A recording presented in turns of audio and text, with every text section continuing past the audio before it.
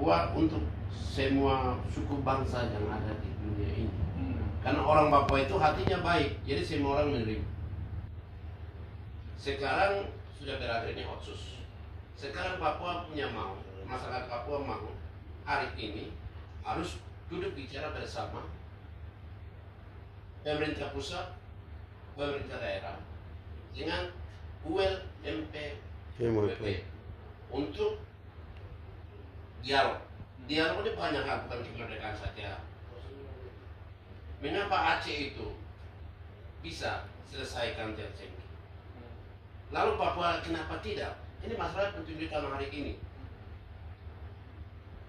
Harus negara harus hadir menghormati kepada orang Papua karena rambutnya keriting, kulit hitam bisa tinggal di negara ini yang minoritas. Kita ini dibunuh habis sedikit orang. Maka kami tidak mau seperti masyarakat orang asli Amerika yang India sekarang sudah jadi India. Dari Australia sekarang orang Aborigin. Kita tidak mau ke depan itu terjadi. Kalau kita tinggal di dalam NKRI yang kita cintai, maka kita selesaikan dengan damai. Di mana kami wakil rakyat, DPR Papua datang ke sini, seluruh fraksi-fraksi dari DPR Papua, dari pimpinan sampai pimpinan fraksi datang di DPRD untuk minta tolong untuk revisi undang-undang yang otsus ini, yang 2 pasal ini jangan terlalu dianggap kami bahwa itu terlalu dari kesan-kesan. Harus proses waktu selesaikan supaya 2 pasal itu harus kembalikan kepada MRP dan DPRP, karena kami adalah perpanjangan tangan dari pemerintah pusat kepada daerah,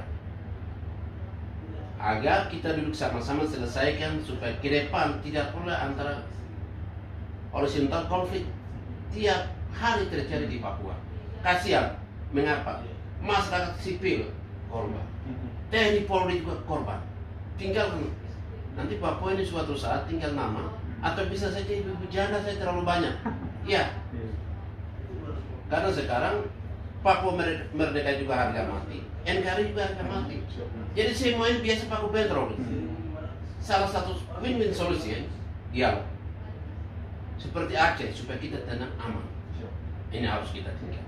Jadi kita harap Papua hari ini tidak minta pemekaran, tidak datang dari resmi lembaga, tapi kepala suku lah apa itu tidak benar. Itu mengacaukan situasi. Akhirnya hari ini bentrok di Papua. Kita sekarang hari ini datang tim besar dari DPR Papua. Ini adalah aspirasi daripada rakyat Papua itu.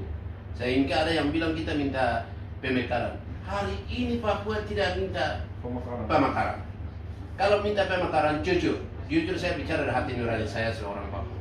Orang Papua akan habis tinggal nama pulau itu. Nanti suatu kelak orang bilang bahwa sejarah orang kulit hitam, rambut keriting tinggal di pulau ini hilang. Apakah ini kita dosa? Tidak ini. Maka negara harus memilih hal ini.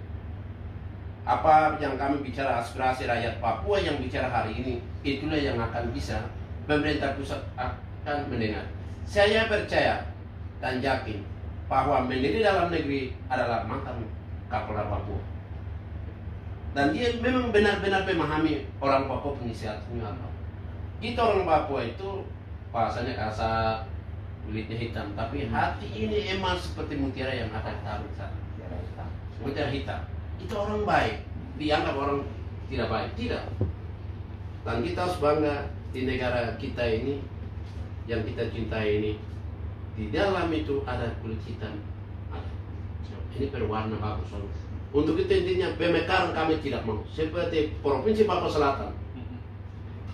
Bapak Ibu tahu bahwa di Kabupaten Merauke, anggota DPRD dari 40 sekian, orang Papua hanya sekarang 6 anggota DPRD.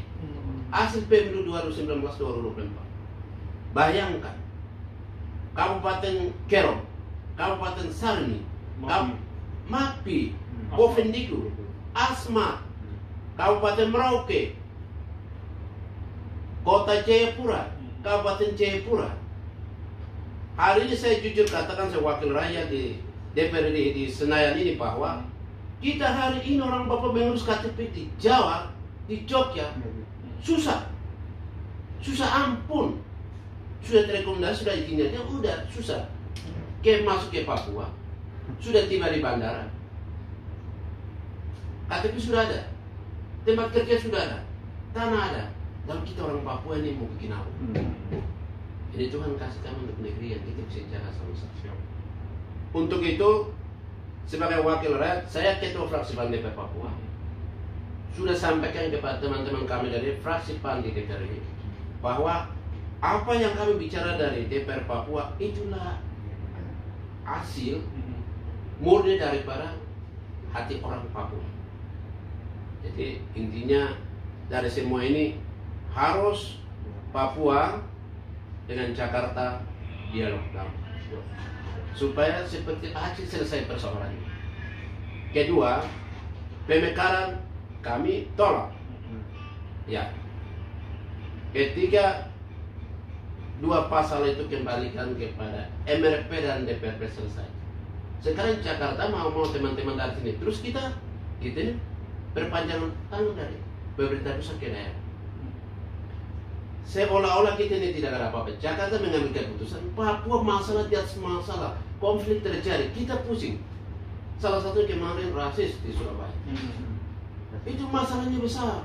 Tapi begitu kami DPR Papua turun, aman, selesaikan. Tapi kalau masuk dari luar Papua, itu kamu siapa, saya siapa ini? Paku Pendro itu terjadi. Untuk itu kepada pemerintah pusat, dan hari ini mendengar, saya ketua fraksi PAN DPR Papua, mendengar Menteri Dalam Negeri adalah mantan Kapolda Papua yang tahu isi hati orang Papua. Saya harap Pak Menteri tolong dua pasal itu kembalikan kepada MRP dan DPRP supaya Papua aman, Indonesia aman. Salah satu dialog itu bukan kemerdekaan saja. Dialog itu dialog apa saja bisa. Ini dilakukan maka masyarakat Papua itu bisa tenang. Tapi kalau tidak, revisi undang-undang Otsus ini jalan, masalah tidak akan habis. Saya yakin tidak akan, nanti kita pusing. Negara akan pusing. Apalagi sekarang COVID, semua anggaran kita sudah semakin minus, mungkin ya, sehingga mungkin pemekaran ditangguhkan dulu untuk sementara. Ya, nama saya Sinut Busuk, Ketua Fraksi PAN DPR Papua. Selamat sore, terima kasih banyak.